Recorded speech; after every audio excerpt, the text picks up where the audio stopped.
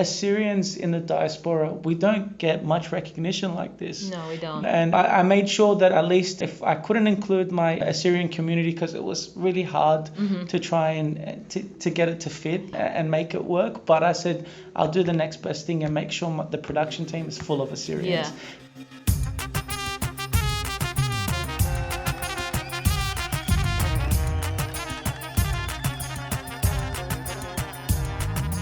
Hey everyone, and welcome to the Assyrian Podcast. You're listening to episode number 40.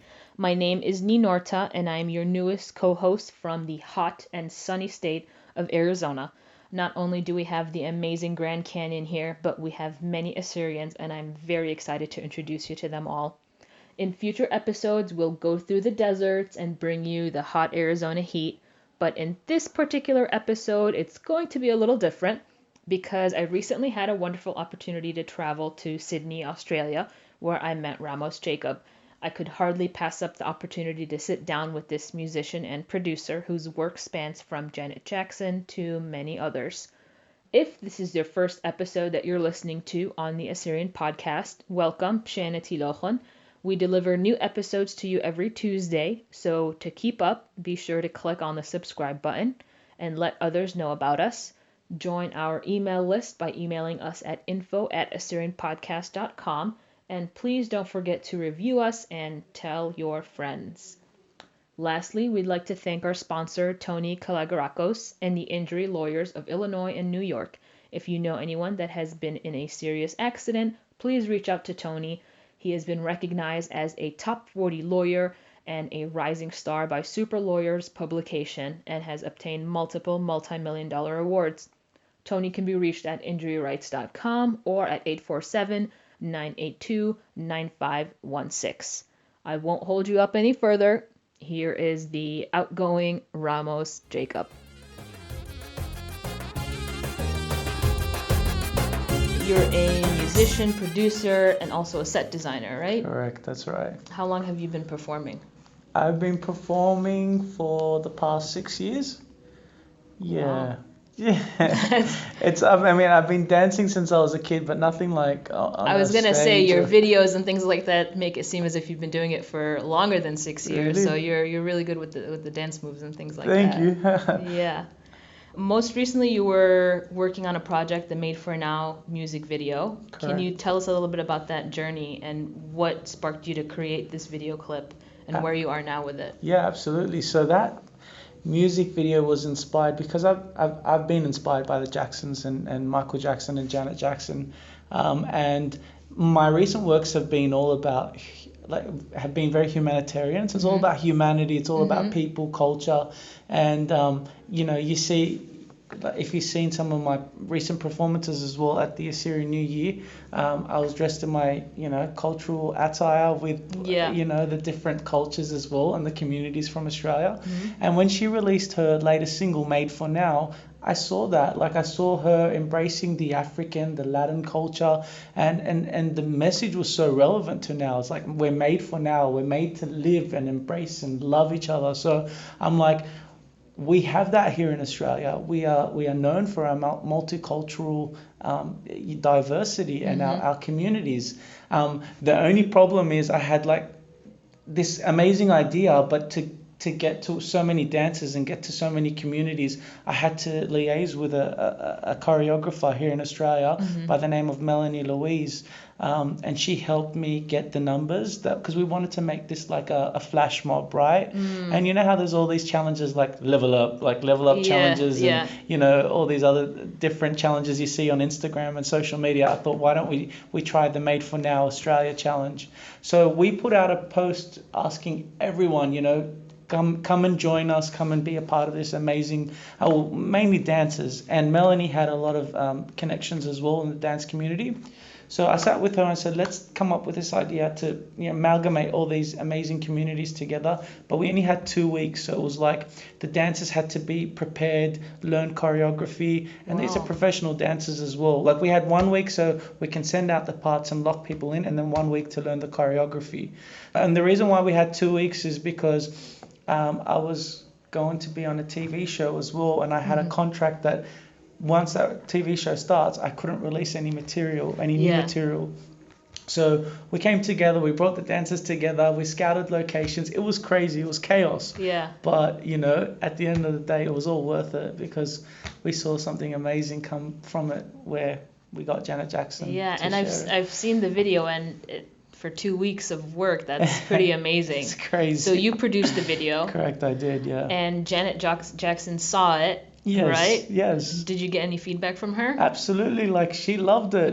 She even said, put a smile on her face. And I'm like, this is coming from an iconic, artist who's just broken so many records. And everyone knows Janet and everyone knows Michael Jackson. So to get that feedback from her, like, in all honesty, Assyrians in the diaspora, we don't get much recognition like this. No, we don't. And I made sure that at least if I couldn't include my Assyrian community, because it was really hard to try and to get it to fit and make it work, but I said I'll do the next best thing and make sure the production team is full of Assyrians.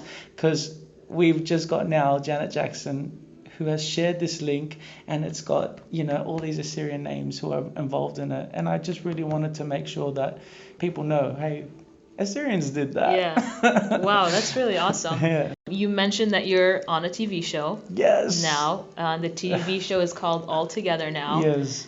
All Together Now. So, what are the rules of the competition? I mean, I've seen on social media just your part of singing. Yeah. How do they judge and what happens? The thing is, this TV show, they don't show the whole story and the journey. We've actually we started the journey in 2017 in December. So that was the first application, an online submission. And then I went through 2 other auditions to make it to the top 70 in the country. Wow. And, the great thing again is, like, I'm really proud of my ethnicity. And this being the Assyrian podcast, I thought, I'd talk about, an Assyrian in the music scene here in Australia. Like, it's such a niche, thing to hear, an Assyrian working in the English music scene. So I got into the top 70 in the actual competition, and then they broke it down into 10 heats. 7 heats, 10 per heat. And I performed in my heat, and the whole concept is trying to get 100 judges up on their feet, and the top 2 scorers would go into a sing-off for the grand finals. So I was like so close to the grand finals. Like I said, they didn't show what was happening before the heats, but I got that close to the grand finals. I got 76 judges up on their feet out of 100. Wow. So I was 24 off, the 100. Someone in my heat got 100, but I came 4th in my heat, which would probably rank me in the top 28 in the country if you do the maths of the competition. And I'm so humbled and grateful with all the support I've been getting from my Assyrian community and support I've been getting from just, the Australian community as well. I had so much positive feedback from everyone. I was scared as hell, going up on that stage. And everyone's like, oh, you were so confident. No, I wasn't confident. But, you do your thing because you have a passion and a love for it. So I got up on the stage, I sang, and the concept is you got to make the judges sing along with you. That's why it's called All Together Now. Oh, okay. And if they like you, they press their buzzer and their pod lights up. So imagine 100 judges from the music industry. These aren't just Okay, so anyone. There wasn't just regular people. No, they're like proper musicians, artists. Some of them have won, like X Factor Australia, and to go up there in front of them, like it was very nerve-wracking. And then you had Ronan Keating as well. He was the captain of the 100. So, and he stood up for me, which is a great thing. That's awesome. Yeah. So even though you're not on the show, have you seen a positive outcome from the show? Absolutely. Like, has anybody reached out to you, any of the judges? Absolutely. I've, connected with a lot of the judges via social media. They've been supporting my stuff and vice versa as well. And, I would love to tell you a bit more about an opportunity I have in the States next year from the TV show. And I probably will reach out to you again once I've confirmed everything about it. But it's massive. Like, for me, it's just a dream come true. Awesome. So we'll look forward to hearing that. Yeah, for sure. Like part 2 of Assyrian Podcast. Part 2, yeah, exactly. With Ramos. then you have to come to the States. Yeah, that's the whole point. Yes, Yeah, exactly. I'm going to be there. Yep, I'm going to That's be there awesome. next year. That's awesome. So I'm going to bring this up because the Kiki challenge was Yeah. going crazy. And I had my cousins in the States calling me about it. I'm like, okay, that sort of went semi-viral, didn't it? What's semi-viral? Everybody's been raving about that. Okay. That was a really fun video to watch. You were just breaking down. That was really fun. Yeah. But let's talk about the music videos that you've produced on your YouTube channel. Funky Lady was one of your first video clips, Yeah. which reached over 500,000 views, which is really, really awesome. That's a big achievement. Thank you. What did that feel like? And you worked with pretty cool artists on that one as well. I did. I worked with Genesis. He was a finalist on Australia's Got Talent. Oh, okay. And he was at that time he was the Australian beatbox champion. So for me, that was my first that was my introduction into the music scene in Australia, pretty much. That was done about 6 years ago. So that's when I started in this crazy scene they call the music scene. And it was like that was a wake up call to say, hey, maybe I'm doing something all right. Maybe I should pursue this. Assyrian community, especially your parents. لا music لا مخلق ما كمت هذا music أي قطمة أو مودير بيش لزمارة إلا no. But then it for me it's always been about community and people, and you can see it in that Janet Jackson video, and you can see it in the Funky Lady video. One thing that's consistent with me is bringing communities together, bringing people together for a passion, whether their passion is to dance and to perform or to just really express themselves as artists, as dancers, as people. That's what Funky Lady did. That's what Funky Lady is all about, is being funky, is being yourself. And yeah, I guess it transpired into another video clip and another video. And that was your first step into the music world. Pretty much, yeah. That's awesome. Your song Humanity, I really love this song. Thank you. And I mean, it's pretty much just about being a human, and Barnashuta. Yes, Barnashuta, and being there for one another. Why did you choose to create this song? After I did another song called Rock Your Soul, right? And it was all these songs that I was doing prior to the turning point Under Fire was like commercial. I wanted to be a pop star. I wanted to be like Justin Timberlake, you know? But then there was a realization, especially with what happened to our people in Iraq, that I need to make music that matters. I need to make music for people, for my people and for the people of the world as well. I wanted to become more of an artist where, I really focused on humanity, focused on, music that matters. That's what I call it. So humanity for me was another one of those, those cathartic moments where I'm like, oh my God, I want to have like this festival of different cultures and bring them together and just party and have a good time. So that's what humanity means to me. It's me. I work with the Brazilian community. I work with the African communities. I work with the Filipino communities, and you see them all in. They're all in the videos. They're all in the videos. So that's me bringing my other families, into a project and embracing something beautiful, which we call humanity. You mentioned Under Fire, which is another song. Yes. What was the story behind that song and that video clip as well? I'm going to tell you something about this video clip, all right? And I haven't told many people about this. Okay, so we get the exclusive. Yes, you do. When I heard, I'm getting a bit emotional now about what happened in Iraq. That was one of the biggest turning points for me, especially for my people, to see them suffer and to see them go through those ordeals when ISIS was coming in and destroying their lives, especially because of my ties in Iraq with my family. And I know I haven't been there, but my dream is to go there one day. But we have family, we have even land over there that my family owns. It was a wake-up call for me to say, I have to do something. I have to spread the word. I have to send out a message, especially with music. Like now that I've got a platform here in Australia where people actually take me serious as an artist, I want to send a message out there. And I wanted to do a video clip, but not just any video clip. I wanted CGI. I wanted to go into like Nineveh and show people this is my culture, this is my people, and this is being destroyed by, there's atrocities happening and it's being destroyed by, terrorist regimes and stuff like that. So, but I didn't have the funding, and, some people like to ask for sponsors. Some people like to, I don't know, raise money in their own ways. I just didn't have much time. I just wanted to get the message out there. So I sold my car to pay for that video clip. Wow. And I haven't told this to many people, so I just thought I had to do something. And this is a message that I want to convey to my Assyrian community and the Shamane of Assyrian Podcast. Sometimes we got to make sacrifices. Sometimes we got to, it's not about a pride thing. It's not about any of that. It's about, when our people are in need, we have to go to the extremes. We have to go to the lengths of making sacrifices so that, the people's voices are heard. So that was what I did.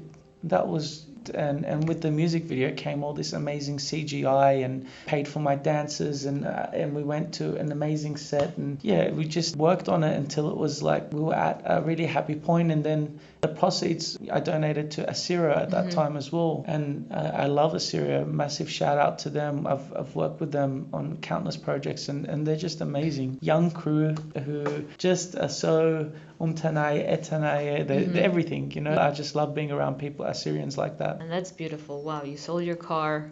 Yeah. Wow, to spread a message about Assyrians. That's amazing. But if you hear that, I'm sorry, huh? She always used to say, she didn't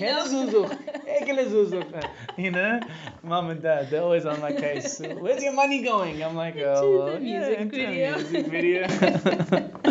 And that's even more amazing that you donated the proceeds to Assyro, which is the Assyrian Church of the East Relief Organization. So that's really amazing. You had another song, which was Conquer All. What was that song about? Yes, okay, so I was performing for Reshet Aturaya, Assyrian New Year, 1st of April at the Assyrian Showgrounds. I thought, you know what? I want to do a song, a very patriotic song. So I've done a song about spreading this message about Assyrians and the atrocities happening to them. But hang on, I'm like, there's an internal issue with our community, with our nation. And that message was, I thought, what better moment, what better platform than Assyrian New Year to that message? What when you think of conquer all, what does that mean? It means that you overcome, you conquer, you take over, you just excel, you succeed. If you listen to the lyrics of that song, it's all about coming together, because we as a nation need to come together. Again, we need to put aside our pride, our arrogance, all these things and just say, we need to do this. It's now or never, and these are the lyrics in the song. So, and I used one of my friends as well. She's a special makeup artist. She does special effects makeup, and she transformed me into Gilgamesh. So what better like an iconic figure telling everyone, hey, it's time, we're together, and together as one we can conquer. We can conquer our enemies. We can conquer all of these negative things that they say about the Assyrian nation. Like we can conquer anything, but we need to be together. So that was that. That's an amazing message. Yeah. How do you come up with most of the funding for music videos besides selling your car? How do I come up? It is usually from my own pocket, but I also I believe in courtesy. I believe in helping people out. And again, this is why I build this community with different cultures. I believe that sometimes you have to go out and help people.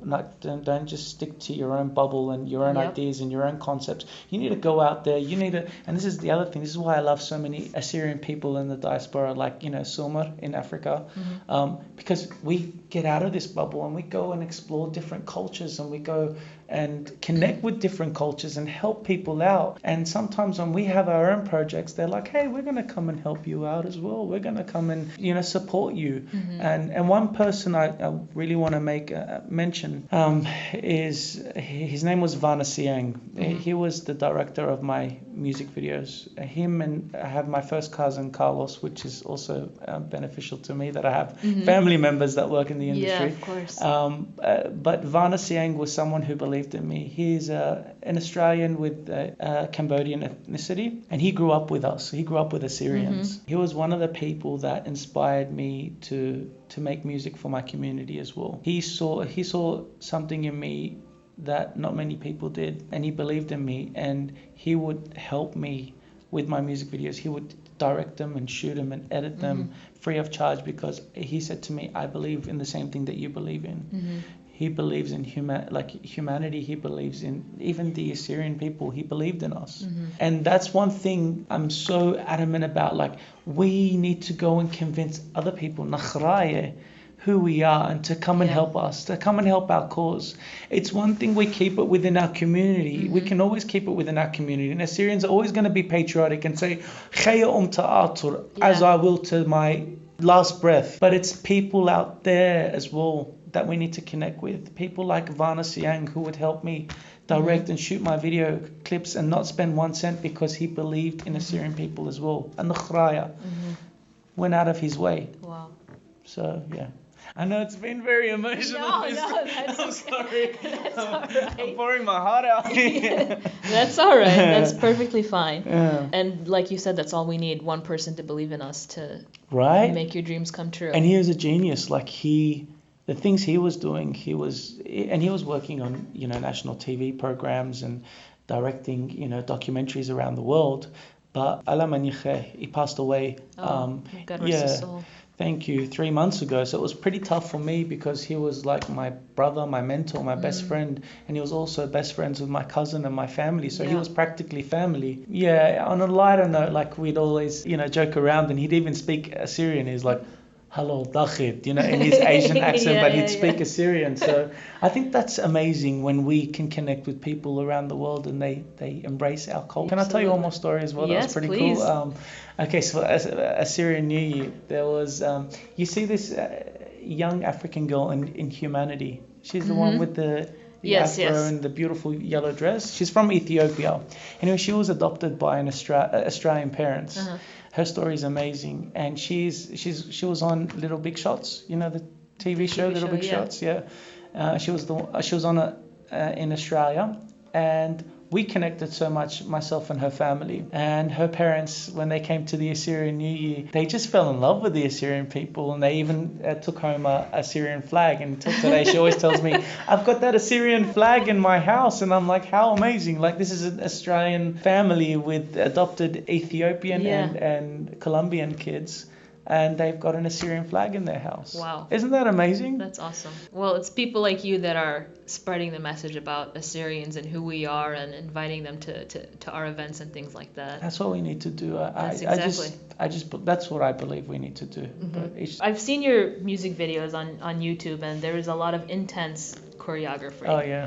A lot. Intense, right? Yeah. Do you come up with the moves? How is it coordinating all those people in your performances? Because it's not just one or two people dancing around. Yeah, no. Okay, so I produce the music videos, but in terms of choreography, I've done it sometimes, but it's so hard trying to choreograph, trying to sing, trying to perform, trying to, hey, make sure the food is there, make sure this person's there, makeup, hair, blah, blah, blah. I just get crazy, right? So choreography, you really need to be, especially when you're dealing with professional dancers like that.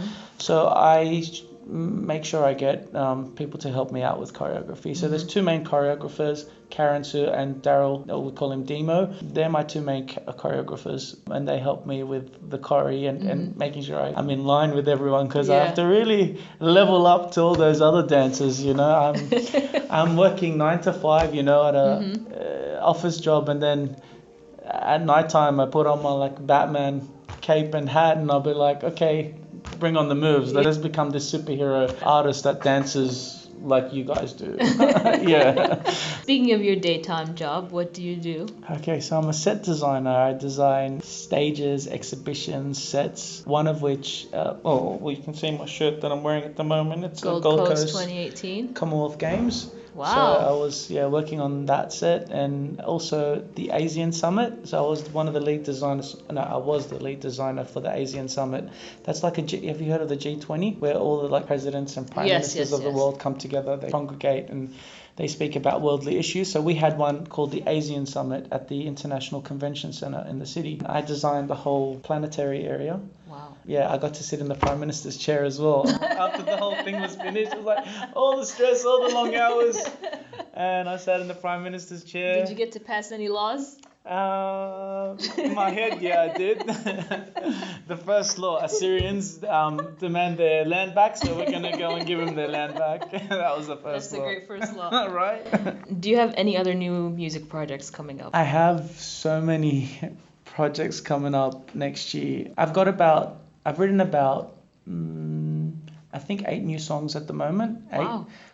We're planning to create 5 more music videos next year. But with my contract, with the show in Channel 7, I have to wait about 3 months till the show finishes, and then I can start working and releasing new material.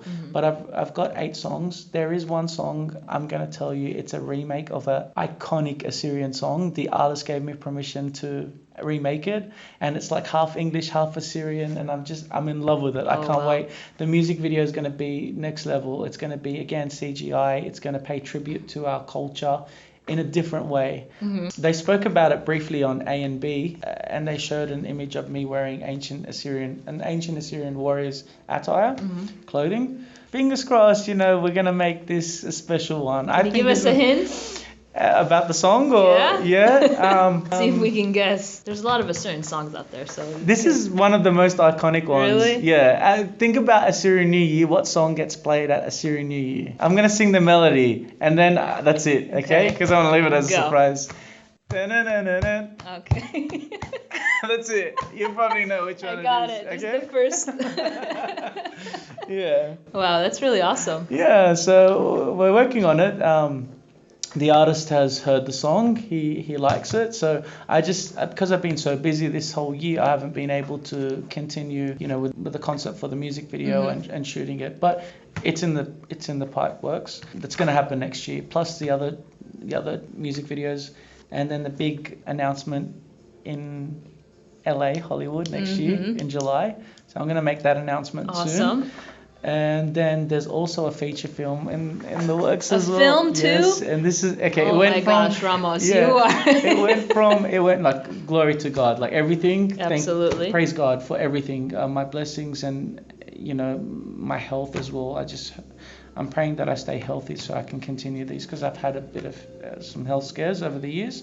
But this feature film initially got pitched to Hollywood, and there's certain people from Hollywood that we've spoken to, again under contracts. I can't, privacy contracts, I can't say anything. Yeah, of course. Under confidentiality, I can't say anything, but it's going to happen. We got the contract signed from certain companies in America and in Canada as well. So we could be possibly shooting this in Canada and in Australia. Initially, it was pitched, like I said, to Hollywood, but it's just changing directions. It's a movie about fighting, mixed martial arts. Okay, cool. And it's something that I love because I do kickboxing and boxing every week. So it's all about the fighting spirit. That's all I can reveal at the moment. Yeah. And for me, the fighting spirit is so important because we all have a fight in us, right? Absolutely. We all have stories. We all have a journey that we're on. And I just, pray to God that I can work on this because I'm really close to the producer, and I've asked her as well. I want to be on that soundtrack because I'm thinking Golden Globes, Oscars. I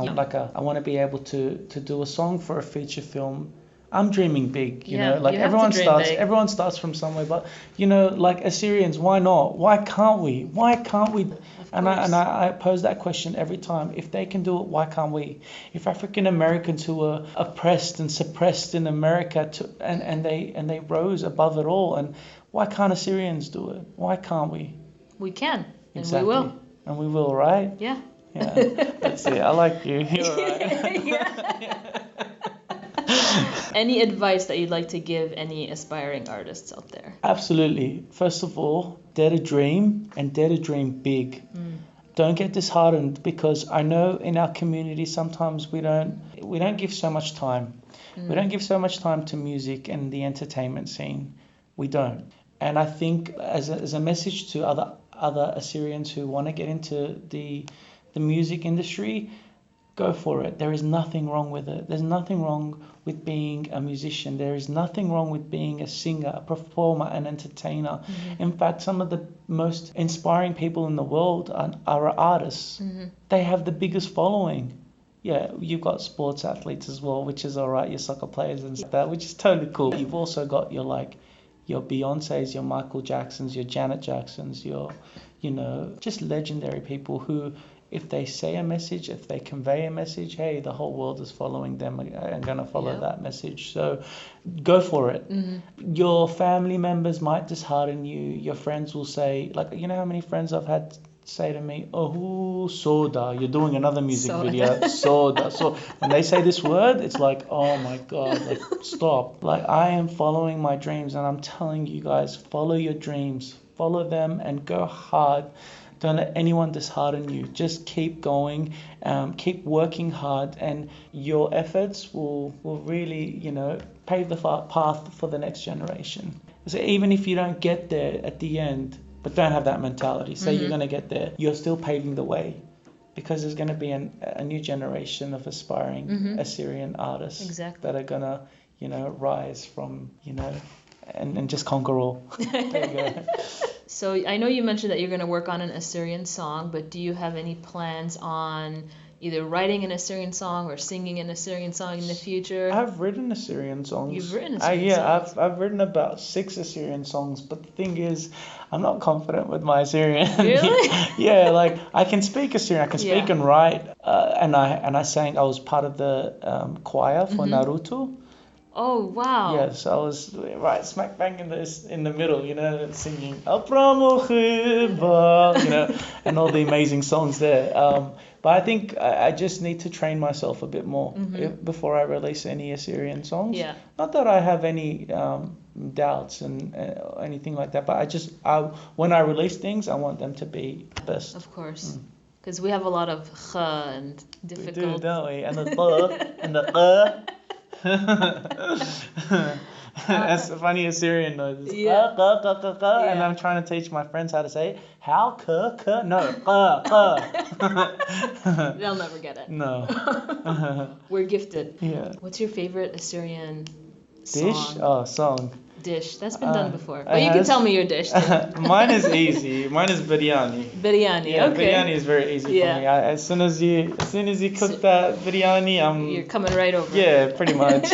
Favorite songs I love. Khamratika is by Linda George. Yeah. Like Linda George is not just a friend. Linda. Yeah, she's not just friend. She's a family. She's family. Sorry, she's a family member. Like my sister, myself are so close to her. And you know what I love about her? She's always supported me from day one. And there was nothing that I didn't have to do anything for her. There was no. It's not like it was a favor. She was returning a favor. She supported me from day one until this day. Like I'm so grateful to have her friendship, to have her support, because she's amazing. I love Linda George. And she was singing in Naruto. She was, yeah. So, and she, when we were rehearsing, she made a shout out to me. I'm just like, I love you. Yeah. It's so amazing. So if you're hearing this, Linda, you're the best. Yeah, so Linda, when she sings Barwar, oh my God, I cry every time. My mom is Barwar Nata, that's why. So it's like, and some of those songs that we sang at Naruto, like Apram was just amazing. Like I ended up just falling in love with these songs. You have your party songs that I love. I think the iconic Linda George songs. The old school song. Definitely. You gotta love those. Ramos, it's been a pleasure. Thank If there's you. any final words you'd like to... Final words is just like very proud of who you are, your ethnicity. Don't have any. One thing we do is we seem to like have doubts and we don't do anything like full-heartedly. Like just go in. Like our ancestors 100%. were warriors. Our ancestors were kings and queens. But that's in our blood still. So just rekindle that and just go out there and conquer all.